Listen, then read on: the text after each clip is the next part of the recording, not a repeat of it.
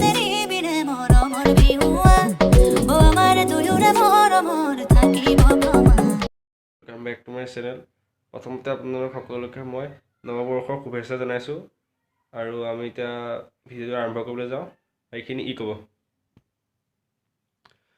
শুনক মানে আজি মানে এফালে মই ফুৰিবলৈ গৈছিলোঁ তাৰপিছতে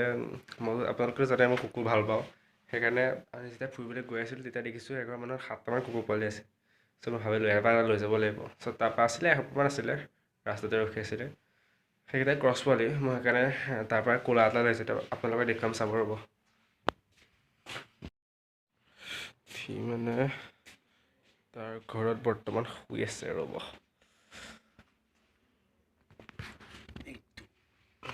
নেক্সট চাওঁ বেলে বেলে বেলে ঐ ঐ ঐ ঐ ঐ ঐ কাপোৰ পানী পিন্ধাই দিছোঁ কাপোৰ কানি পিন্ধি শুই গ'ল দে শুই থাক গুড বাই শুই থাকা গুড নাইট ব্ৰ